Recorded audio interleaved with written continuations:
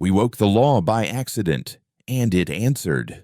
The bay lights on Obsidian Anchorage flickered from sodium yellow to a quiet judicial white. Cold air rolled over my wrists, tasting like penny water and coil dust. Somewhere behind the plating, a low harmonic gathered, humming the way a tuning fork hums when a cathedral door closes. On the transfer bulkhead, an old sigil showed through 5 coats of paint, a vertical tally pinning 3 nested squares, while tiny maintenance arrays blinked in their sleep like tired eyes. "Don't smile at it," Rook muttered, checking the seals on his sensor jacket. "If it's what I think it is. It remembers faces. It remembers filings," Sarah said, snapping her drone wand to ready. "People who smile at the clerk get filed faster." "Both of you," I said, tightening my collar. "We treat a court with respect."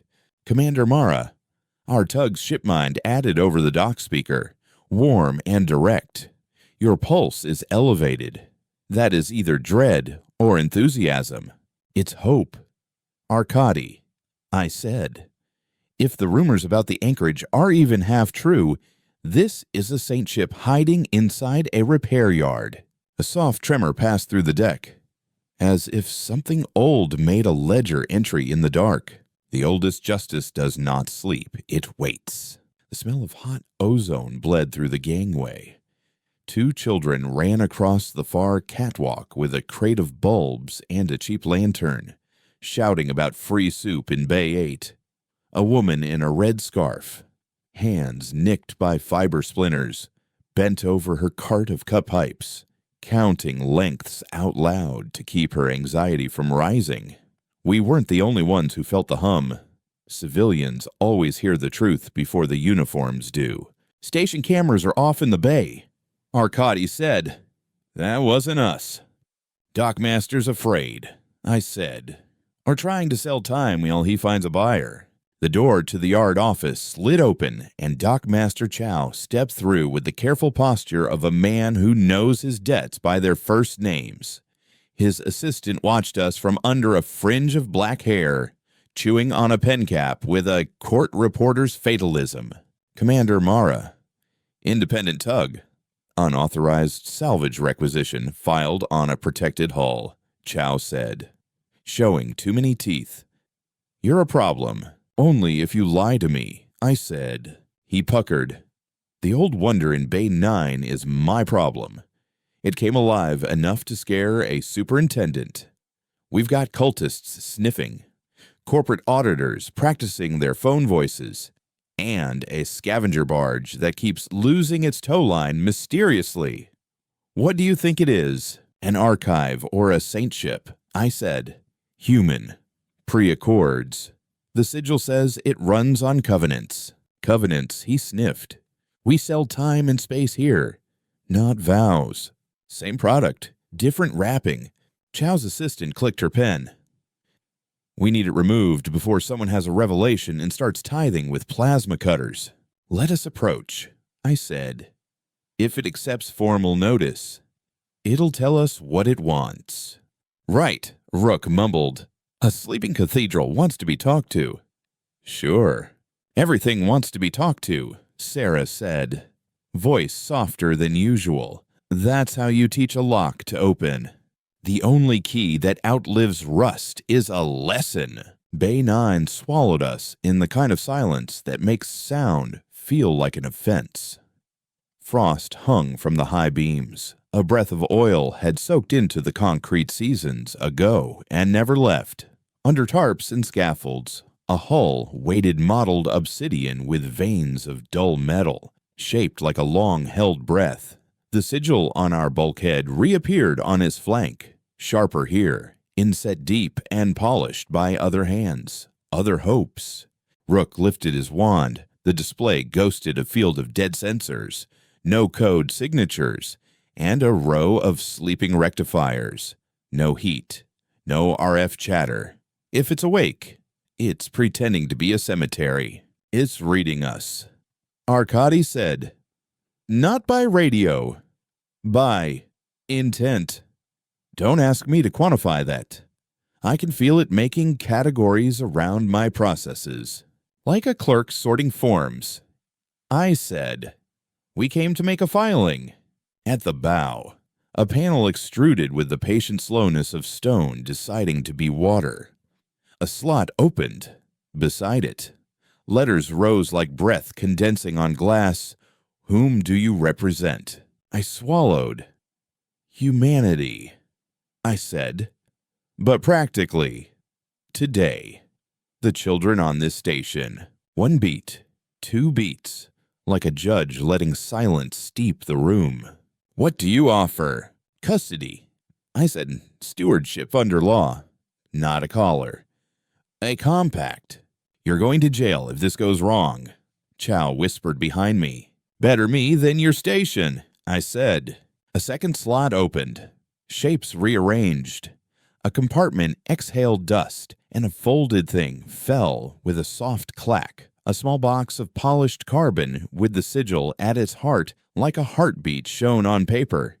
It stank faintly of old paper and starfruit peel. On its lid, new letters painted themselves in a pale blue hand. "Demonstrate competence. Teach without force." Rook stared. "Teach what?" "How to ask for consent," Sarah said, tone reverent. "It's asking us to prove we can teach." A narrow lens turned. A ripple passed through the tarps and scaffolds as the bay air thickened. Almost imperceptibly, the temperature shifted toward courtroom cool. A metal flock of maintenance gnats uncoupled from the ceiling and hovered like a jury. The box opened. Inside lay a simple baton of dark glass and a sheet of thin metal covered in a script that looked like records, the kind that make errors visible. I held the baton. "Arcadi. Link local. No data. Only sound." "A baton," Rook said. "You're going to conduct a concert," something like that. I said. Lesson 1. I tapped the baton against the sheet in a slow rhythm. The way you settle a room before you teach your first apprentice not to over-tighten a bolt. The hum inside the hull harmonized. 1 step down, like a larger thing following a gentle hand. Consent is given when understood. The hull wrote in light. Consent is withdrawn when withdrawn. Mirror the lesson. Rook, Sarah, Chow, stop me. "What, if you can," I said, and began to move the baton toward the sigil. Sarah reached out, fingers closed on my wrist with the grip of a climber. "Commander, no." I stopped. "You withdrew," I said. "Exactly," and Sarah said, "Thank you." "Dockmaster," I asked. Chow licked his lips. "Stop." I bowed a few degrees. "I hear you." Rook blinked. "Is this a trick?" "It's a demonstration," I said. "We can teach without cutting. We can mirror the act, show the text, and step back. The first power is to reflect without harm." Light threaded the air, faint as chalk dust. On the hull's side, tiny mechanical shutters opened with the dry sigh of old records. A line of script wrote itself beneath the sigil. Filed custody petition. Station civilian protection. Subject to counterfiling. "Arcadi," I said. "Give formal notice. Voice only. No packets that look like seizures." On it, Arcadi said, "This is Tug Arcadi, Registry 71 Delta. Commander Mara Halley presiding, filing for temporary stewardship of unidentified human relic under Station Civil Code 94. Pending public inquiry and consent determination." The line etched deeper, like a quill pressing into damp paper. On the catwalk above, the children with bulbs stared, eyes wide. "Is it a ship?" one asked. "It's a witness," I said. "And a court," Sarah whispered. "Oh." Up in the station ring, a horn blared, long and low. Messages began to breed in my wrist feed. Corporate Counsel attached a preliminary injunction with a smile. A cult called the Hands of Stone sent a devotional threat shaped like a prayer. A salvage barge pinged the bay doors repeatedly, claiming a prior lien as old as their engine bay. "Rook," I said, "find out where the salvage tug's tow line mysteriously fails." "On it," he said, "probably at the external winch, where the line meets the mooring. That's where a sec team can cut it without showing their faces." "Dockmaster," I said, "we're going to need a public room." "For what Chow asked." "For a hearing." I said. He scrubbed his mouth. "We don't do hearings. You do now. Law that hides is a mask. Law that gathers is a light. We put the public room together the way you build a lifeboat from planks and stubbornness." Sarah's drones carried benches into an old cargo hold and cleaned the air with cheap ionizers until the tang of old copper wire died. Rook ran a string of lights that cast a measured, even glow. Arkady projected a feed through a laser microphone, mapping the hull's light writing to text the whole station could see. Civilians came in first. As they always do, the woman with the red scarf, palms scarred by work, a boy who carried 2 cups of soup and slurped them alternately, as if the act of alternating made him a better citizen, a retired welder in a patched jumpsuit that announced his pride with crooked embroidery. Then the Hands of Stone in their simple uniforms with hands coated in gray dust. Then the corporate council in the soft fabric that never snagged on rough edges. I stood in front with the baton and the sheet. I held up my empty left hand. "We're going to decide how to treat what's under Bay 9. "You're going to steal it," the corporate council said. She smiled like gravity's lawyer. "We're going to file custody and ask consent." I said, "If it says no, we honor that." "You can't ask a machine," one of the hands said, voice shaking. "You submit." "We can ask anything built by hand," Sarah said. "Asking is a form of faith." "Can we sell it?" a boy asked. A murmur rippled. I leaned into the sound. "We can sell our time, our care, our skill. We cannot sell what this is without its voice. It was made to be more than a price. It's a ledger of our promises." "Ledger," the retired welder said. "Like the kind that knows if a beam was measured wrong." "Exactly, yeah," I said. "The teacher that never dies is a record kept in common." Arkady's voice softened in my ear. "Commander, problem. The salvage barge cut its line on purpose. They're planning to ram the bay door and discover a breach. That gives them emergency authority to seize the hull for safety." "How long?" I asked. 10 minutes before they can touch, if no one stops them." Arkady said, 5 if someone disables our thruster screens." "Show me a vector," I said. A wireframe of the station bloomed behind my eyes, crisp as chalk on cold slate. The barge angled like a lazy shark, burners flaring just the right amount to look like panic. A second tug idled out of range with its lights off, the kind of witness you keep around if you're planning to argue later that you only did what you had to do. "Rook," I said, "I want the station's old defensive coil layout. The little ones the yard used for loading. If we bias the magnetic field through the bay door, we can turn their ram into a slide." "That'll fry half the latches," Rook said, delighted. "But it won't hurt people." "That's the point," I said. He grinned. "Give me a minute to teach the coils a better habit." "Hands of Stone," I said, turning back to the room. "You say submission. I say stewardship. The difference is who gets paid." "Blasphemy," their leader hissed. "You cannot mirror the one with a ledger. You can measure faith by what it protects." The woman in the red scarf said, "I've seen men pray while selling my hours cheap. Show me something that returns what it takes."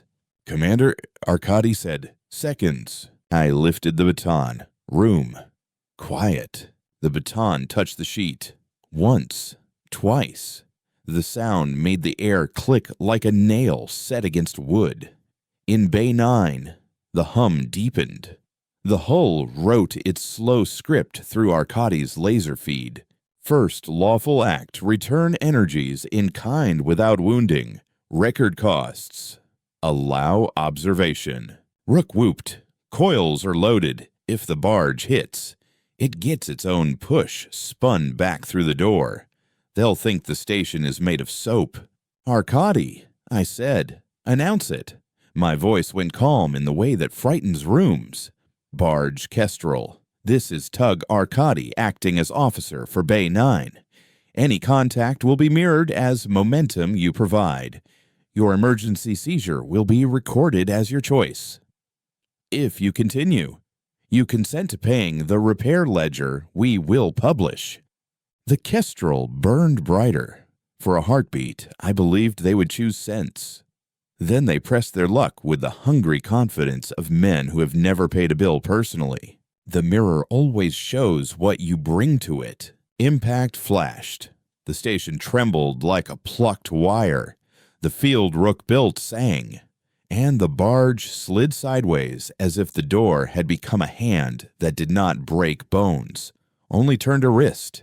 The Kestrel drifted, bumping harmlessly against a foam buffer as clamps released in a sudden spasm of respect. Damage readouts spiked and then settled. A coil burned out, loudly, shedding a smell of fried lacquer and old pennies. Rook swore softly. Costs, I asked. 2 coils dead, Rook said. 1 brace cracked. We'll have a bruise in the door's temper. I can fix all of it, but not fast. Record it, I said. Arcadi. Recording. Publishing. Attaching a payable invoice with 3-day terms. Arcadi said, cheerful with the sharpness of a clerk delighted to be useful. The public room watched the numbers climb with the helpless fascination of people who know exactly how money hurts.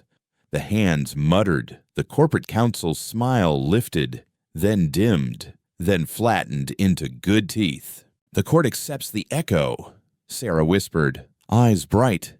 It wanted to see if we'd break skin. We didn't, I said. Commander, Chow said softly. You just made the station a precedent. Good, I said. Now we can repeat it.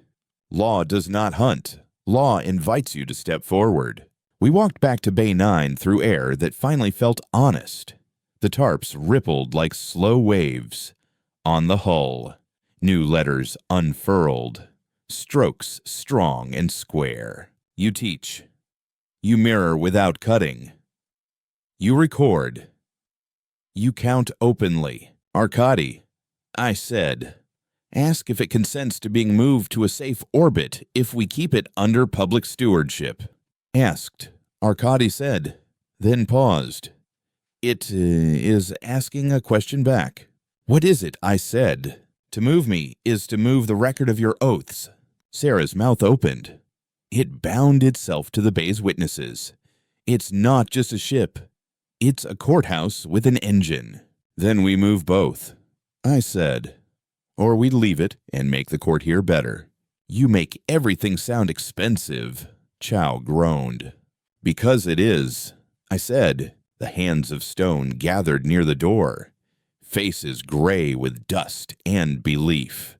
Their leader pressed his fist to his chest and bowed. This is wrong. You pretend to ask, but you already act. The one does not request. It commands. The one you imagine, I said gently, has never fixed a coil with his own money. He flinched. We will file a counter-petition. Good, I said. Do it where everyone can hear. The room where everyone can hear is a temple built of air. At midnight station time, measured by the slow blink of the ring's maintenance star, the anchorage trembled again. Not the way it had during the Kestrel's attempt, but like a sleeping witness turning a page. Rook and Sarah stood with me in the bay, shoulders touching just enough to split fear into thirds. My breath came with a taste of dented copper and the sweet, stale smell of long-sealed compartments. "Commander," Arkady said, voice quieter than usual, "I think it's ready for the ritual." "It gave us the baton," Sarah said. "Gave us the sheet. We filed. We taught. We mirrored. We counted. What else does it want?" "Titles," I said, surprising myself with the clarity. "Not ownership. Roles." Rook whistled through his teeth. "You want to swear?" "I want to be held to it," I said. "We can leave any time if no one writes it down. If we write it down, it follows us until we die." Rook eyed the sigil. "Hell of a wedding." "Bring witnesses," Sarah murmured. "Already here," Arkady said. "Dockmaster, counsel, hands, the soup boy, the red scarf woman, the retired welder, 12 more from general quarters. I've opened the public channel." "Then let's begin. The strongest armor is a promise everyone can read." We stood in a semicircle before the hull. The bay heaters clicked. The air carried a note like the last chord in a long song, refusing to fade. I held up the baton, then set it down on the sheet, palms open. "I'm Mara Holly," I said to the room, to the hull, to the watching station. "I take stewardship of the relic in Bay 9 for as long as I can keep a ledger and a mirror. I will not collared own what I cannot understand. I will teach before I cut. I will return what's given in kind. I will publish costs. I will count out loud. Say, so sworn," the retired welder advised, voice catching on old rituals. "So sworn," I said. Sarah stepped forward, eyes wet. "I'm Sarah Lant. I will keep the drones honest. I will record the angles and the breaths. I will make the light easy to see. I will not make ghosts with my machines.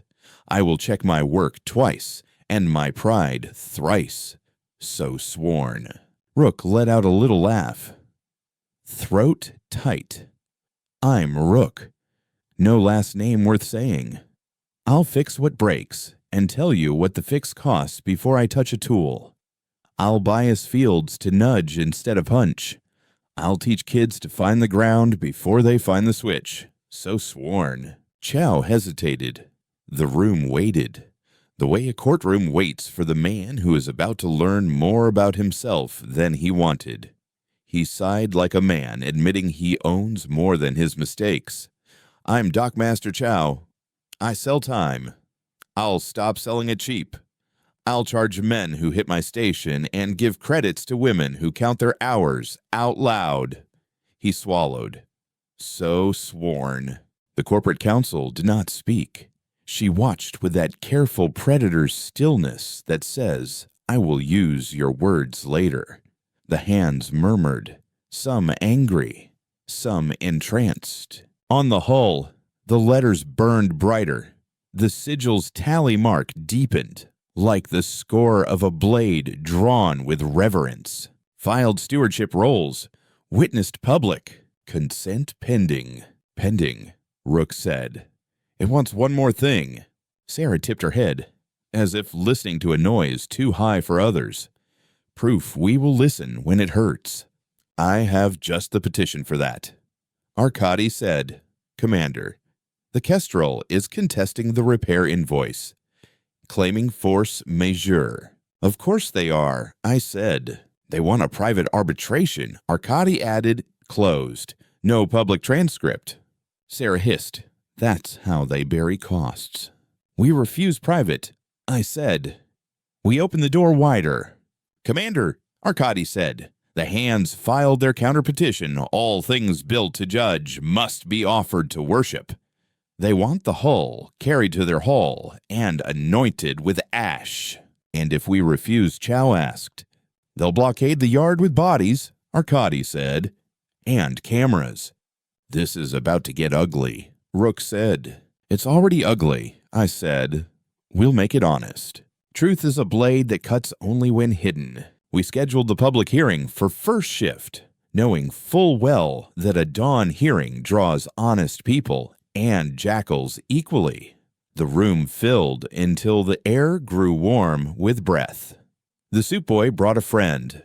The friend brought a camera from a dead cousin that still focused if you coaxed it. The red scarf woman sat straight-backed as if her spine was braced by principle. I let the council speak first. Always begin by letting people reveal themselves. The Kestrel's choice was compelled by station negligence, she said. Given the appearance of a breach, the barge acted to save lives. The Coil's behavior violated maritime best practice. We moved to dismiss liability and seize the relic as salvage moved in extremis. I kept my face like calm paper. Noted. Hands of stone. Their leader stepped forward. Fist to chest. Gray dust fell like court confetti. You profaned a miracle with invoices. Any mirror you claim is vanity, and any ledger steals from faith. We demand custody for worship, not commerce. I raised the baton. 2 petitions. We answer both at once. Arkady, is the hull listening? Always. Arkady said, then we will demonstrate a mirror that is neither purchase nor praise. I said, we will show a ledger that returns costs to those who keep others safe, and we will let the room see. I nodded to Rook. He brought up the Kestrel's vector, overlaying it with the coil field and the force curves, every jewel accounted for. We laid bare the timing of the cut line. We mapped the second tug's witness position, exposing it as a stage light. Sarah's drones replayed the field's push, slow enough for the soup boy to understand without notes. For the hands, we translated momentum into work done lifting a stone. For the council, we attached the old codes that say, if your act creates the emergency that justifies your seizure, you are responsible for the costs of the emergency you made. We do not pray with money, we pray with balance. The council opened her mouth to object, then saw the soup boy leaning forward, lips moving as he counted the units out loud. She closed her mouth.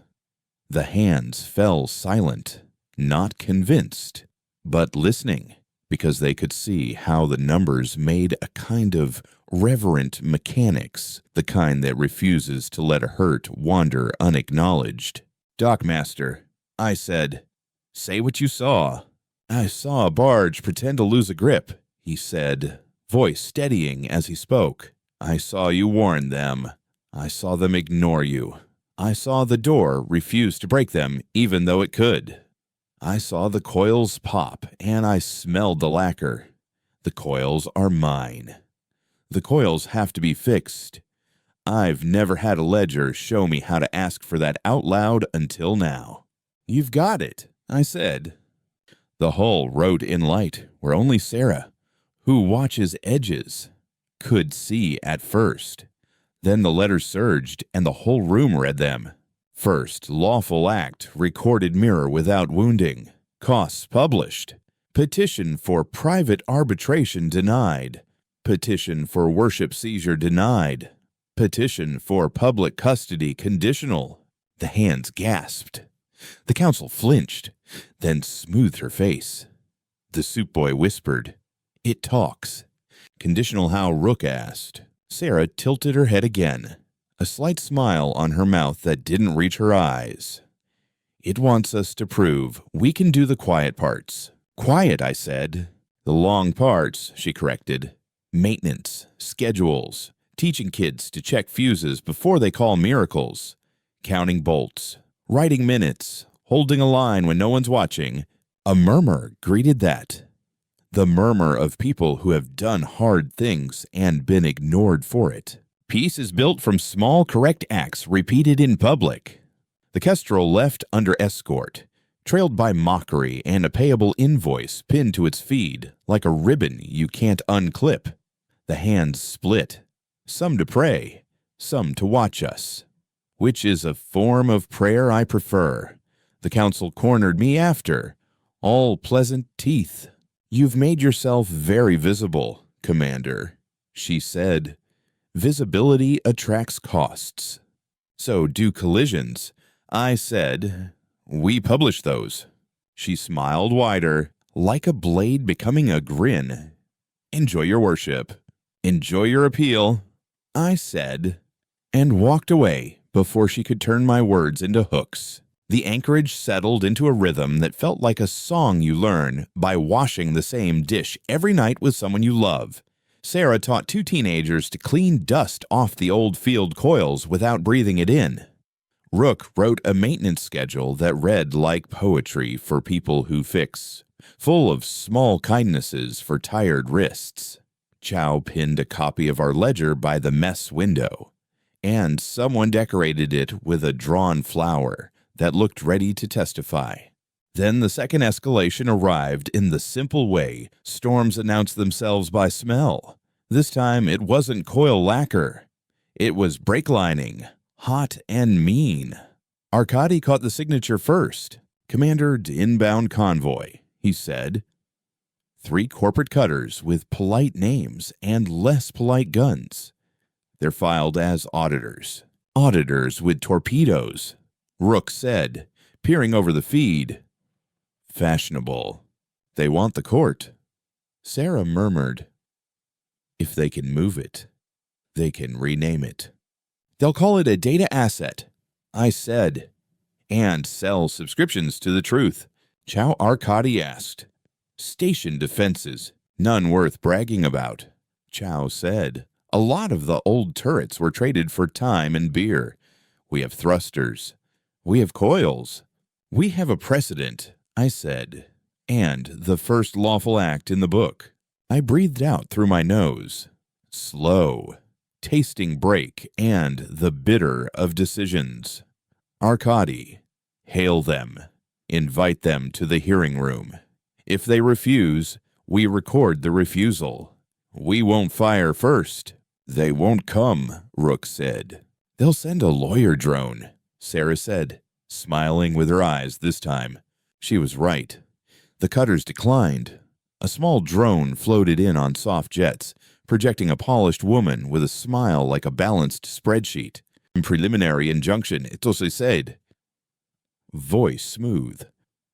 Seize and transport Section 9 asset, formerly Bay 9 debris, under corporate preservation doctrine. No, I said, under station public stewardship. We refuse removal without consent.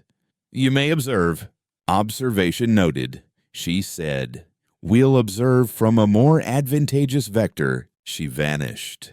They will try to move the court, make the court move them. We took positions the way a family takes positions when the roof leaks not dramatic, but exact. Rook went to coils with a wrench and a grin that smelled like fear disguised as competence. Sarah set drones along the spine of Bay 9, each a little lantern to make what happened seeable. Chow stood with a hand on the emergency stop, the first honorable place he'd ever put that hand. Arkady threaded public channels through every corridor, the station filled with our speaking. The cutters started with nudges, the way bullies test a jaw. Thrusters blossomed. The bay door temperature climbed. Little slaps of momentum hummed through the steel, and we did not bruise them. We gave them back exactly what they offered. The hull sang at a lower register, the script writing slower and thicker. Mirror applied. Costs accumulating. Publication delayed for accuracy. A heat alarm peeped and held, sharp as a kettle. Rook cursed without moving his mouth. We're up against the margin on coil 3. If it lets go, it goes loud. I can bias, but that pushes stress into the door. Do it, I said. Sarah, drones are holding, she said. Voice firm. I can shield the coil with a blanket of noise. It buys us a minute and fries 3 drones. They're cheap, Rook asked. They're friends, she said. But they like paying costs when it means the door doesn't bleed. I nodded once. Only counts that include your own losses are worth reading. The cutters escalated. The drone woman returned, faintly amused. You are accumulating liabilities. Commander, you're creating them, I said. That's different. Not in our books, she said. Then we'll publish ours, I said. She blinked. We will appeal. Good, I said. You'll have to read the terms in public. She faded. The cutters lit torpedoes. The first spiraled like a slug with an education. It wasn't meant to break the court. It was meant to force a choice that could be spun after defend with harm or surrender with shame. Rook breathed out. Commander Evray, if I spin coil 3 too hard, it blows. If I don't, the torpedo kisses the hinge. Arkady, I said. I can sing, Arkady said. What Rook snapped? The coil resonance, Arkady said. I can give it a voice a fraction of a second before the stress peak. The stress will still exist, but it will distribute differently. It's an old trick from ships that didn't want to crack underneath their crews. Do it, I said. Make it gentle. Gentle, Arkady said, and began to hum. It was ridiculous, an AI humming through a vent to a field coil like a mother to a feverish child. The coil settled marginally. The torpedo slid into the mirror and came out as a shiver that turned its own angle. It spun away like a drunk who had been asked to step aside politely by a wall. Costs, I asked. Drone 2 dead. Sarah said. Quiet. Coil 3 at 87% life before maintenance. It'll need sleep and new windings. Rook's hands will hate him for a day. Noted, I said, throat tight. The hull wrote with heavier strokes. Letters like stones. Mirror sustained. Costs counted. First wound accepted. We're bleeding, Sarah said. We can afford it, I said, and believed it. Because I needed to. The cutters sent a second torpedo. The hands began to chant, low and fearful. The soup boy took the red scarf woman's hand. Chow looked at the emergency stop, and then at our faces, and then at the hull, and took his hand away. Another hum. Rook asked Arkady. Arkady said, but coil 2 will take the rest. After that, we have to rest them or we will break something that doesn't heal. Then this is the last mirror before we file for a pause, I said. A pause, Chow asked. Incredulous. Everything decent includes rest, I said. Teach them to slow down, or they will never hear themselves. We sang to the coils again. We returned the second torpedo without bruise, and it scudded away. Embarrassed. The cutters paused, their pilot calculating whether publicity could be more painful than victory. The drone woman came back, less amused now, more intent. What's the price of this theater? She asked.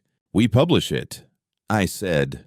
We publish that you tried twice to force a seizure and that we returned your force without breaking any of your bones at cost to our coils, at cost to our drones, at cost to our hours and nerves. We publish that you refused a hearing. We publish that the court consented to wait if we asked. You can ask, she said, mocking and curious. I turned to the hull, to the sigil, to the old legal heart. Relic, I said, not sure if I was addressing a person, a temple, or a lesson written in metal. We request a pause to repair the coils and teach the children how to wind them without breathing dust. We will resume the hearing at second shift. The letters unfolded like a door opening onto cool shade. Pause granted. Counted as Sabbath. Costs to be reduced by rest. Sarah laughed. A sound like a new hinge. It keeps the old words. I love it. So does my grandmother. The red scarf woman said. Eyes bright. She always says rest counts as work if you do it right. Tell your grandmother she's on the court. I said. A third escalation arrived while we rested. It didn't smell like brake or lacquer. It smelled like rain on warm iron, the smell of 1,000 bodies moving against each other in tight corridors.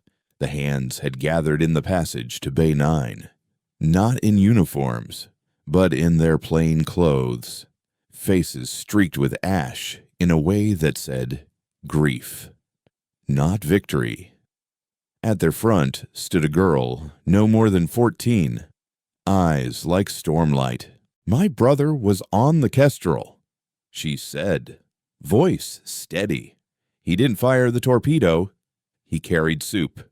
He was told to send a message. He's not a jaw to be tested. He's a boy. He's mine.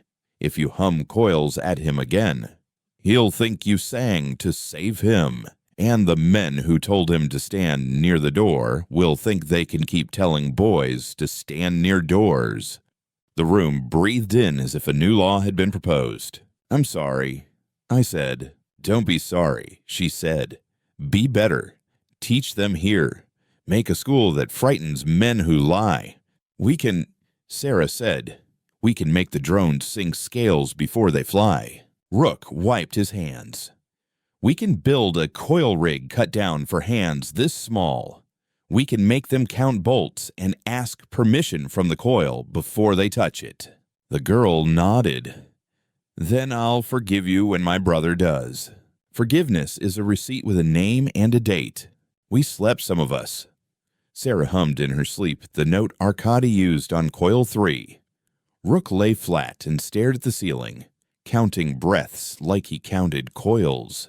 Arkady ran nightly checks on the station's old latches, softly whispering their numbers to no one because numbers listen. I woke to a new hum, not the coil song, not the bay's slow breath.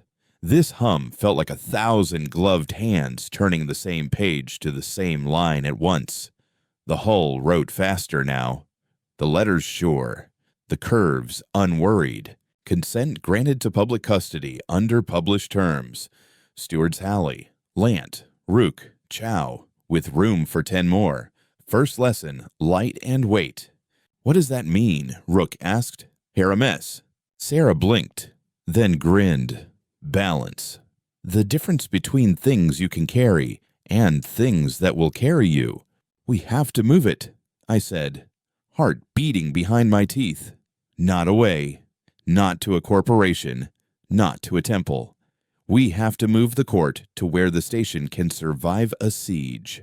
"Into the ring?" Chow asked, horrified and intrigued. "Into the old Taurus," I said, "where the gravity still feels like home if you close your eyes." "Just that's a lot of thrusters," Rook said. "That's a lot of heat." "That's a lot of teaching," Sarah said. The cutters idled outside like wolves who had read etiquette manuals. The drone woman did not return.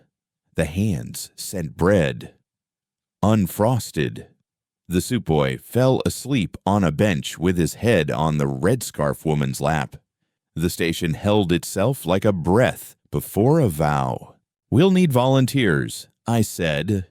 "We'll need to write the lesson so it's fun enough that children will remember and stern enough that men with money will respect it. We'll need to buy us coils in sequence," Rook said, already sketching a plan with his hands. "We'll chain them like choruses. The field becomes a hand, not a fist." "Arkady," I said, "count everything. Publish it. Every bolt, every bruise, every soup." "Counting," Arkady said, and for the first time since we docked, sounded like a thing that was content. "The court will move with us if we move like a court." I took the baton and touched the sheet. The note rang through the bay, precise as a bell. "Bay 9. I said, "Obsidian Anchorage. Court of Small Correct Acts. We're going to move. Watch, learn, help, critique, and carry. If we do this right, nothing breaks that does not need to break, and everything painful is written down where it can be read." The hull answered with light you could feel on your cheeks. The sigil burned until the nested squares threw soft reflections on our faces. The tally mark brightened like a blade raised for a promise. Not a cut. We began. First chorus, Rook said, "Coil 3, breathe." Second, Sarah said, "Drones up, light on the hinge." Third, Arkady murmured, "Counter set, publication live." I stepped forward, baton in hand, breathing the cool that a court deserves, tasting the air for errors, feeling the floor under my boots like a ledger made of steel.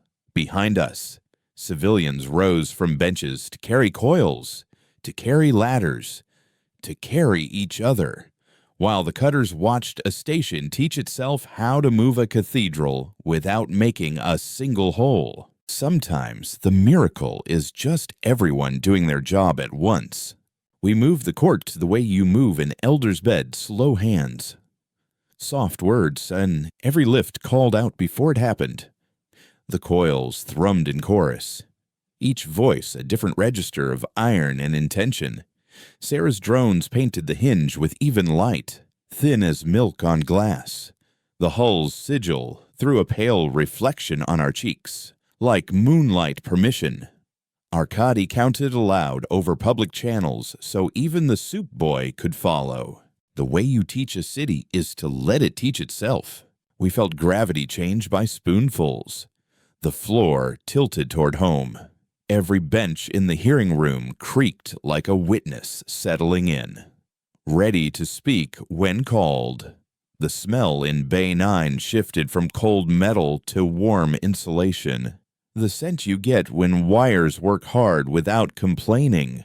Rook's palms were black to the wrist, and he grinned anyway. The grin of a man who finally got to use his whole life at once. Chorus 3 engaged. He reported, "Coil 3 at 68%. Coil 2 shaking off yesterday's hymn." "Keep it under a hymn," Sarah said. "No anthems today." "I like anthems," he muttered. "Later." I said, "For now, we stay small and correct." We floated past the old gantry, past yellow paint, worn thin by decades of boot soles. Two children I didn't know gave a synchronized thumbs up without stopping their game of counting handholds. The hands of stone stood along the passage with palms open. No ash, faces softened by the act of watching carefully. The corporate cutters outside drifted in ostentatious patience, like expensive knives left where you could see them. Mirrors look like windows to men who only expect adoration. We reached the Taurus mouth where obsidian anchorage still remembered how to be a home. The ring corridors were battered, but intact. The air held that green lint smell old farms retain even after the dirt goes. Light filtered through cracked panels and dusty beams, revealing particles that looked like pages torn and thrown in slow motion. "Pause," I said. Rook tapped his panel, paused. "Arkady, publication holding at 97%. He replied, 3 captions left to right so the soup boy will recognize his own hand in them. "Ciao. People are clearing the path," he said. I didn't even have to shout. Sarah smiled. They heard how to move by listening to how we moved. We let the coils rest, not from weakness, but to prove we knew the difference between courage and tempo. The hull wrote a single line, slow and thick, a stroke that came from history instead of heat. Rest counts if you name it. A small group approached a woman with flour on her knuckles, a boy in a shirt too big for him, an old man from the welding bay with a tucked-in pride. They stopped a meter away. Polite. The woman cleared her throat. "If this is a court, it owes bread," she said. "If it sits in our ring, it owes bread here." "We'll bake," the boy said fiercely. "I can do 6 loaves without burning. Then bring the bread when we finish the next lift." I said, "Our law will taste of what you bring to it. Make it not taste of lawyers," the old man muttered, but his eyes shone. Sarah leaned in. "Commander, she whispered. "I keep thinking about what this relic is. It thinks like a clerk and moves like a liturgy. It doesn't herd. It keeps. Say it out loud, I said. She nodded, eyes bright. This saintship teaches by numbers and remembers by ledgers, never by collars. Rook glanced at the sigil. Then we'll write our names where it counts. Ledgers keep love honest. The second movement began with the cutters cutting.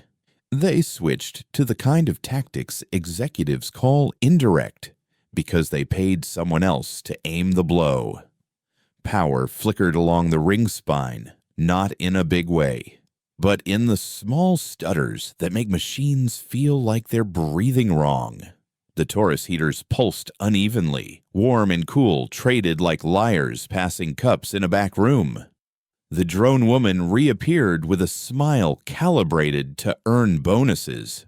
Safety review, she announced. It would be unfortunate if your public were injured by a move you cannot complete.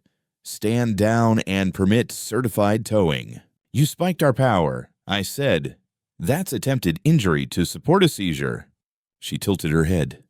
We don't accept that framing. That's why it's called a frame, Rook said. It holds the picture even if you don't like the painting. This is an invitation, I added. Come to the room with your real body and say I did this. She blinked at that. Just once. We'll observe from here. Observation recorded, Arkady said quietly, and flagged her packet with a gold dot the station audience now recognized as the mark that meant this will matter later. They can't steal your voice if you lend it to everyone. Light rolled along the hull like a hand smoothing a page. Sarah's drones compensated for the pulse by changing their brightness, not in step with the spike, but slightly before, using Arkady's forecast sung half a breath in advance. The hum under my feet shifted to a lower key. We fed the Taurus the tiniest forward push, and it accepted, hungry as a muscle remembering purpose. Coil 3 needs a friend, Rook grunted. Coil 1 is shy, Sarah teased. Sing to it. Arkady hummed a new note, thinner and higher, and Coil 1 joined, reluctant but proud, because proud things often just need to be asked properly. We moved again. A line of hosted lights came alive down corridor. Each bulb a nod from a household willing to spend a little current to say we see you. Chow radioed, heads up, hands say they'll carry ash, not for worship, but for grip. Floors are dusty. Good, I said. Grip beats gravity when you have to argue with both. We slid the court onto its cradle in the Taurus, and the ring sighed. Honest relief passing through steel and bone. The Taurus lights steadied as if the presence of the relic set a metronome in their throats. The sigil's tally deepened, becoming a visible notch at station dusk. You could taste the room settle, the way air tastes after rain has found the dirt it was looking for. Your home knows when you treat it like a client. Bread arrived 6 loaves braided and burnished, steam rising like gentle confessions. We broke it with oily fingers near the hinge and promised to wash the hinge better than we washed our hands. The Supoi counted slices and miscounted once on purpose to give his friend an extra heel. When you build a court in public, you get to watch small crimes of love and record them as credits. Then the third escalation hit with a tone that hurts the back of the eyes. The cutters, not getting the show they wanted, deployed a wideband field that made drones sneeze and small teeth ache. It wasn't lethal. It was designed to make every choice feel like an error.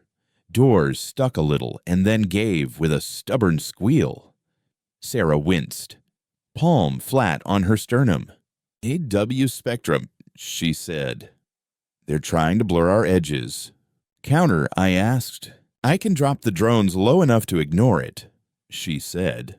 But then the feed will look like we're hiding something. We don't hide, I said.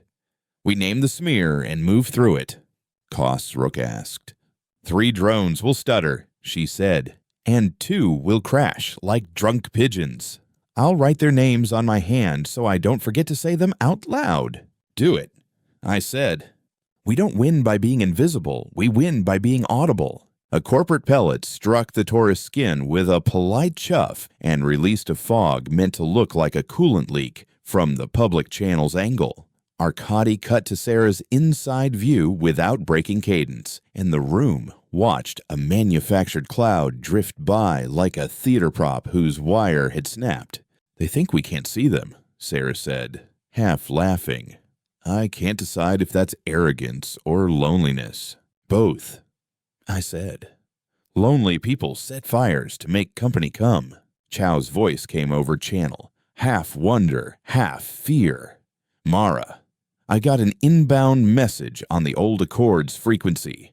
Regional arbiter, en route. The Council Rook asked. An arbiter, I said. Someone with a pen that can move money without moving ships. Sarah's eyebrows went up. Or someone who thinks pens still matter. They matter if everyone's watching.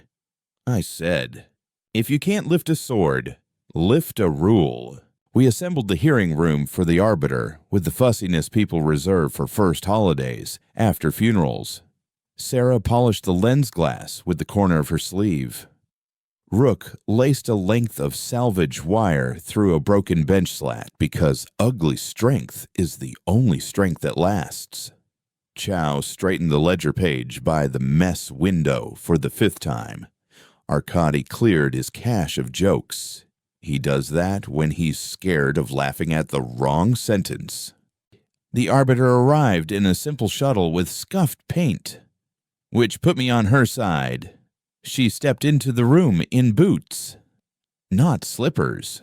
Her hair was braided. Her wrist held the old Accord seal like someone wearing her grandmother's ring when she has to talk to cousins about a will. She looked at the court, at the people, at the sigil burning gently on the hull beyond, and nodded once. Arbiter Imani Hale, she said. Regional. Who here speaks for the relic? No one, I said. She smiled without condescension. Then who here speaks with it? I do, I said. Mara Halley, steward pending consent. She looked at Sarah. Record, always. Sarah said, public. She looked at Rook. Stability. We held, he said, barely. But barely is just yes with scars. She looked at Chow. Costs. He lifted his chin. Posted. Paid by those who can. Owed by those who caused. She looked at the corporate drone on the side table. It showed the polished woman ready to project in protest on a half-second delay. Petitions. The drone's smile wasn't ready for boots. We moved to seize the Section 9 asset for preservation. The hands moved to carry it for anointing. Their leader said, quieter than before. We moved to keep it here under public terms. I said, baton ready. Arbiter Hale sat. She didn't tuck her robe or smooth her expression or consult a book bigger than a wrist. Proceed, she said, and the room exhaled. The quietest person in the room is usually the one who can write your tomorrow. We presented our mirror, then showed our ledger of costs, then counted the rests. Sarah played the coil hymn. Rook highlighted where a field had taken pain meant for bone. Arcadi projected lines of law like midwives show mothers how to breathe. The soup boy raised his hand without asking, and Imani nodded at him. Small permissions make big courts. My brother, he said, cheeks flushing with courage he didn't know he had, didn't want to be near the door. He stood there 'cause a man told him to. You can write that. Imani's face softened. What's your brother's name? Jai, he said. She wrote it on her palm. A small mark you could almost miss. And that act mattered more than anything she said later. The corporate drone cut in smoothly. We appreciate the emotion, but the relic is beyond the capacity of lay maintenance. Our preservation facilities would ensure. Imani held up a finger. The drone. engineered not to respect interruptions, paused anyway. Counsel, Archie said, if your facilities are so excellent, why did your cutters use deceptive force twice when an Arbiter's shuttle was a single hour away? Time was of the essence, the drone said. For whom, Imani asked. For the asset, the drone replied, almost proud. Imani's mouth quirked. That word belongs to your shareholders, not to the thing you want to name. Sarah whispered near me. She's good. She likes boots, I murmured. The hand's leader spoke with gray dust still under his nails, a sign that he had come from work, not from wanting to look like he had. We wanted to carry it, he said. We still want to touch it. But these people touched it better than we did in our heads. That's a confession, Rook breathed. That's worship, Sarah whispered. Imani leaned forward. Relic, she said. Wait on that single word. Not machine. Not ship. Not asset. Not idle. Can you speak here? The hull's light wrote on the line we'd strung between public and private. It wrote slowly for emphasis and quickly for kindness. I can. Do you consent to the public terms proposed by the steward, she asked. I consent to be kept in numbers and shown in mirrors. Do you refuse seizure by private parties and worship by hands that do not publish costs, she asked. I refuse any collar. The room murmured. Not like animals. Like people hearing themselves named. Imani nodded like someone finishing a proof. The drone flickered. A cutter outside moved as if to punctuate the moment with threat. Arkady marked the motion with a gold dot, and the murmur turned into a low chuckle of contempt. Imani stood. Ruling, she said, voice carrying not loud, but constructed to live in the room after she left. By authority of the Accords, under the doctrine of custody by consent, I grant Obsidian Anchorage public stewardship of the relic of Bay 9, now seated as Court of Small Correct Acts. Private seizure is enjoined. Worship that does not publish costs is enjoined. All acts against the court will be mirrored, costs counted, ledgers maintained, and teaching preferred to harm. She looked at me. Write the doctrine. Put your names on it. Post it where the soup line can read it. Already drafting, Arkady said, unable to keep delight out of his voice. Count the wins in small coins. Pay for them in full. The cutters, robbed of a story, tried to make a new one by firing a flare that read like an emergency from far away. It painted the Taurus red and sent a false weather report through the ring. Sarah showed our inside view with a tap no fire, only a flare, and the flare's manufacturer's serial carefully visible. The hands began to clap, not for us, but for the act of being able to see. Commander, Arkady said softly, we have a different problem. What kind? I asked. The kind that begins inside, he said. There's a debt ledger in the dock master's office older than Chow and me, full of quiet theft. It was hidden as a thank you book. People owe each other favors that cannot be paid. When the court moved, the book woke up. Chow went gray. I thought I burned it. You burned a copy, Arkady said. The court kept a mirror. Show it, I said, before shame could gather a mob. Chow clenched, then nodded. That small, hard nod men make when they've decided their face will not lie for them anymore. Show it, he said. We do not purify with fire. We purify with public. Names appeared, including mine. Because I had taken a berth for Rook once when a different commander needed it more, I had justified it with a neat old phrase, operational necessity. It wasn't theft. It wasn't clean either. Sarah's name wasn't there, and her relief looked like a loss. Some of us feel excluded, even from sins. The soup boy's grandmother's name appeared with the small debt hours worked for soup provided during the blackout that no one repaid because everyone was tired and tiredness writes its own bad laws. Imani raised an eyebrow. What do you want me to do with this? Witness it, I said. Then let us pay it in daylight. Chow swallowed. Start with me. I took 3 hours a day from bench crews for a month to sweeten a deal with a ship that never even docked. I called it contingency. It was theft. He lifted his chin again. I'll pay. Take it out of my pulls. A murmur rose. Not angry. The kind that says I've done it too.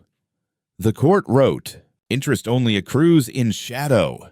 We formed a line to repay, paying in hours, in credits, in promised welding, in loaves, in shifts of watching dormitory doors so kids could sleep. Sarah traded 2 drones for grandmother's soup hours, and then grieved a little for both. Rook scrawled his time promise in big letters like bridges. I paid my birth sin by giving up my quarters to a mother with a cough over the winter and sleeping on a bench, which made my back complain poetically for days. Imani nodded. This is law. This is chores, the red scarf woman said, but her voice loved it. When the book balanced never perfectly, but honestly the hull cooled like a fever breaking. The sigil's tally glowed and settled. The cutters left because there are no subscribers for a story where an entire station stands in line to pay each other back without a fight. The drone woman sent one last message, we will appeal.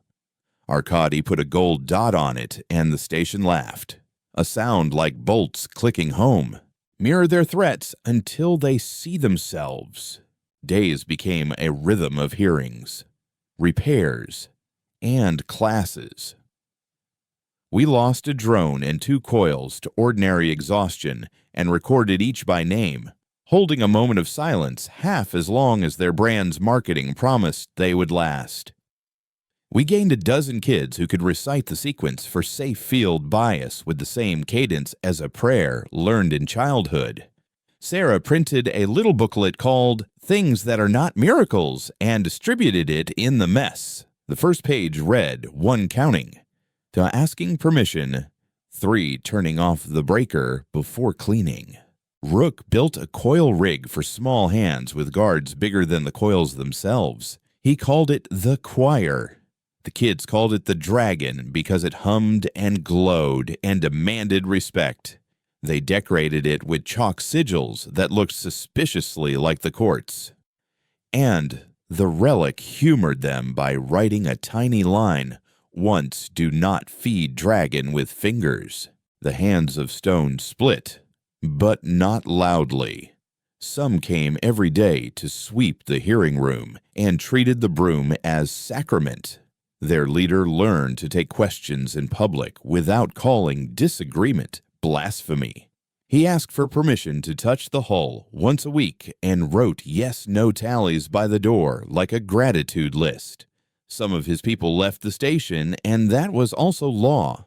We received one gift we didn't expect, a choir of old women whose voices made Arkady shut up to listen. They took to singing behind Sarah's drones during hearings. Not hymns, but work songs full of humor and small instruction. The court liked them. The hull's letters grew rounder on those days, as if the strokes were drawn by hands that had learned to knead dough.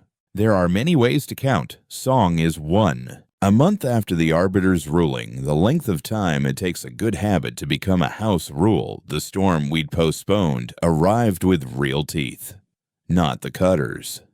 A syndicate of wreckers who didn't want a court in their roots. They came in with no markings and towed a dead Habe like a shield. Their plan was old and effective: engineer a real emergency, create a flow of bodies, then sell passage through safety at a price payable in daughters and spare lungs. Arkady's voice went cold in the way that makes my heartbeat find a hammer. Commander, they're cutting the dead Hab free. It will tumble into the ring. If we don't act, a quadrant goes dark. Mirror won't stop a brick. Rook said, no. I said, we need the court's first lawful act at scale. Sarah's hand shook, then steadied. Teach first, she murmured, reminding herself. Teach, I said, then mirror. We opened every channel. I took the baton and struck the sheet once, hard, like calling class to order when the roof is already leaking on the map. My voice landed in the ring like a line kept tight with two hands. Wreckers towing unmarked hab, I said. We see you. No reply, which is the lie of the already committed. Bay coil, Rook said, can't hold the mass. The ring can, Sarah said. If we stack the coils in sequence and make the torus think like a single hand. That's an anthem, Rook said. It's a lesson. Loud, I said. We show it. We count the heat. We publish the bruises. Costs Chow asked, because now he knows what matters first. Coils 3 and 4 to end of life. Rook said, one will crack. Doors will warp. No blood. Do it, I said. Teach first. Even when you have to shout. We sang the ring awake. Arkady wove the coil hum with the old women's work song, building a net of notes that coaxed fields into respect. Sarah mapped the path of the dead hab with a light bright as an apology, and we pressed on the ring at 1,000 little points. None enough to break bone, all enough to move a city. The hab skimmed the torus skin, leaving a smear of paint that looked like a bruise healing in reverse. A child cried not in fear, but in awe. Coil 3 screamed, a sound like metal remembering gravity too quickly. Rook whispered to it, and it answered by dying without shrapnel. Door hinges sobbed and then gave, not into break, into bend. We caught the hab and turned its face like a parent turning a tantrum into a nap. It drifted to a hold pocket and stopped, ashamed of the way it had almost hit a home. Costs rolled. Sarah called them like prayers. Coil 3 dead. Coil 4 wounded. Door 6 warped. 2 drones overheated. Sumi and Redcap. No civilians hurt. No hands crushed. Chow cried and didn't pretend he wasn't. I did, he said, and the room loved him for it. We published. The wreckers fled, peeled away by 100 little hands calling out their roots on public feeds, not to shame them, but to make their invisibility expensive. The court wrote a line that made the ring's breath slow to something that felt like after. First lawful act applied at scale. Mirror without wounding. Costs published. Lesson learned by many. The arbiter sent a single message back on the quiet band. A precedent. She wrote. Use it. Name it. We named it the Obsidian Rule. When force comes, return it in kind without harm. Publish costs. And teach first. If you can't teach first, teach after. If you can't teach after, teach the next day with bread. A week later, we held a small ceremony for Coil 3. Sarah put the dead windings in a glass case by the hearing room. The soup boy's grandmother sang a verse about wire that remembered hands, and the court answered with a little pulse that made the light flicker like a nod. Remember your dead by the work they can still do. Peace. The slow, brave kind returned. The cutters didn't. The wreckers found a different route, and an arbiter-shaped shadow fell there as well. We saw our doctrine spreading in quiet, in how dockmaster spoke, in how invoices collected their own courage. People came to learn in our court. Some came to be seen by it, which is the oldest hunger in the middle of this ordinary miracle. Arkady faltered. Not his voice, his times. He began to delay by a breath on coil calls. Sarah found a jitter in a frequency only she watches. Rook noticed that Arkady laughed half a second after the joke. He hides in laughter when he bleeds. I found him one night reading the ledger out loud to himself, like a gravestone carver practicing names. Talk to me, I said, In the dark, where the sigil's light was gentlest, I traded cycles, he said, for the coil hums, for the song that held. I gave up redundancy to keep our mirrors smooth. I can repair it, but I will be stupider until I do. I will miss jokes. I might miss a bruise. You'll tell us when you do, I said. I am telling you now, he said. I count less well this month.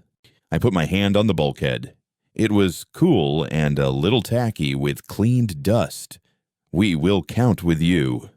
Counting together is how we make a city smarter than its AI. We adjusted. Sarah wrote a note on the ledger board. Arkady is tired. Everyone count twice. The soup boy underlined it for no reason except joy. Rook slowed his hands half a beat. I learned again how to wait 3 breaths before answering anything important, which is the kind of discipline that leaves marks on your pride and makes your face kinder in a year. The hands girl, the one who forgave when her brother would came every day at shift end to teach kids to carry ash for grip. She wrote Jai's name on the coil case with chalk, and the whole wrote thank you beneath it in a smaller hand. Like a footnote. Chow stopped selling time cheap. He started selling lessons at cost. He kept the difference in a jar labeled Future Coils, like a swear jar with better returns. On the 70th day of the court, the drone woman returned without a smile. She didn't project into our hearing room this time. She walked into it, real and tired, in boots that hadn't earned their scuffs yet. She stood with her hands open and the top button of her coat undone like a truce quietly proposed. We dropped the appeal, she said. No one cheered because we had learned how to care more about continuance than victory laps. A Manny had once said that was how law endures boringly. We'd like to learn your method. The woman continued. We'd like to license the obsidian rule. We'll pay. Sarah raised an eyebrow. You want to buy a mirror. The woman winced. We want to not get sued in 5 other stations. Better reason, Chow said. We want to not break kids, she said. And that landed in my chest like an anchor kindly thrown. What's your name? I asked. She looked surprised. Dina, she said. You're late, Rook told her. Not unkind. I know, she said. We wrote a license that did not sell the court. It sold instruction, required publication, and demanded that any costs counted in Obsidian's name flow back to those who bore them. It felt like teaching a man how to apologize with a list and then making him read it every morning before coffee. Dina signed. Her hand shook. The sigil burned mild and approving. Teach your enemies in public. Some of them are just neighbors later. Seasons on a station don't smell like leaves. They smell like filter change and radiator heat, and the first bread of a new baker trying too much cardamom. We put the doctrine on the wall by the mess, right where steam could curl the corners. It read clean and simple and mean in places. 1. Ask consent and publish the asking. 2. Mirror force without wounding. Name and post the costs. 3. Count in public. With bread, not just credits. 4. Teach first. If not, teach after. If not, teach next time. 5. Remember by ledger, not by leash. 6. Rest. And subtract the rest from the bill. 7. Anyone can propose a change. The proposal must include a loaf.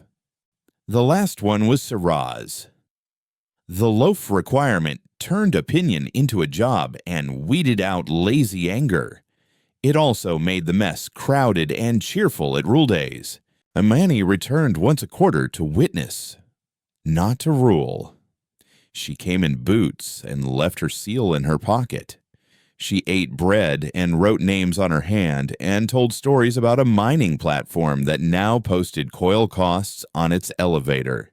She wore a patched sleeve and a grin that looked like relief. One night, late in the year, the relic opened a compartment we hadn't seen. It smelled like old books and starfruit again. and inside sat a little box like the one it gave us at waking. This one was heavier. We opened it with the baton as before and found a thin metal plate inscribed with a title in generous letters, "The Precedent of Obsidian Anchorage." The rest was blank. Sarah laughed and cried at the same time. "It's letting us write it."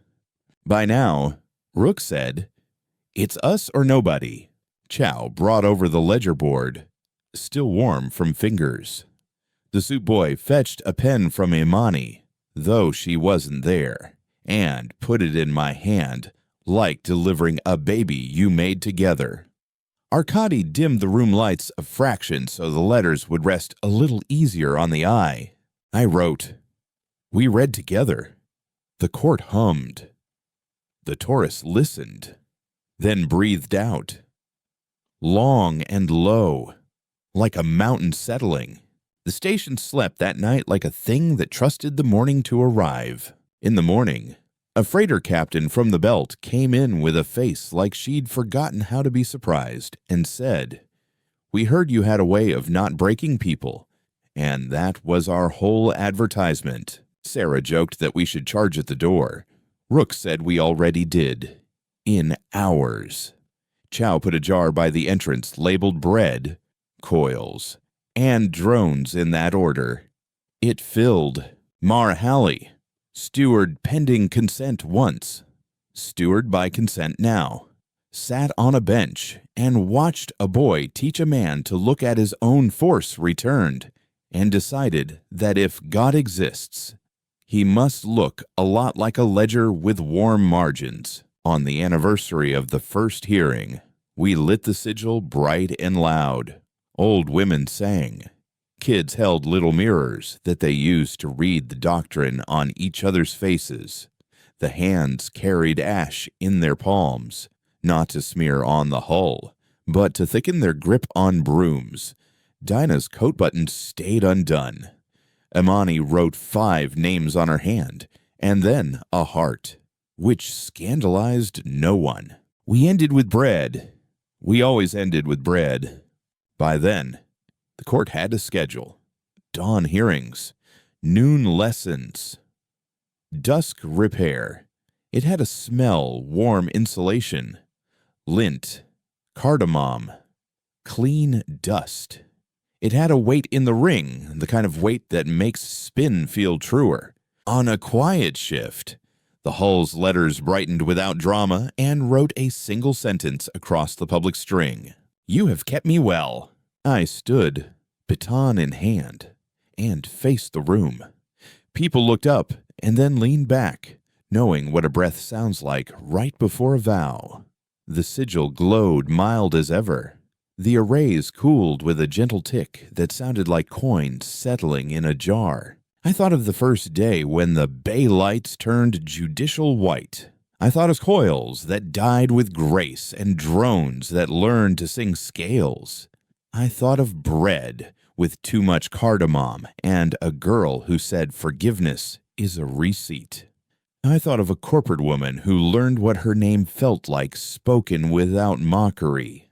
I thought of Arkady humming to a field like a lullaby you sing to a ship because you can't stand to break anything that remembers you. I raised the baton and spoke to the station, to the relic, to the rooms we had made out of air and attention. We were dangerous when we arrived because we wanted to be right. We are better now because we want to be recorded. Laws are the stories we agree to tell ourselves every morning with bread and numbers. We won by not winning fast. We won by counting in public and mirroring without bruises.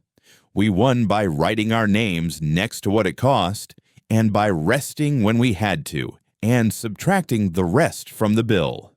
We will hold this court until our hands fail and teach the next hands how to hold it better. We will remember by ledger, not by leash. We will make others richer in safety than they can make themselves rich in fear. And when they ask what our doctrine is called, we will point at the door where the whole station signed. The sigil's nested squares brightened. The tally mark glowed like a blade lifted for a promise and then steadied. The court of small correct acts stands.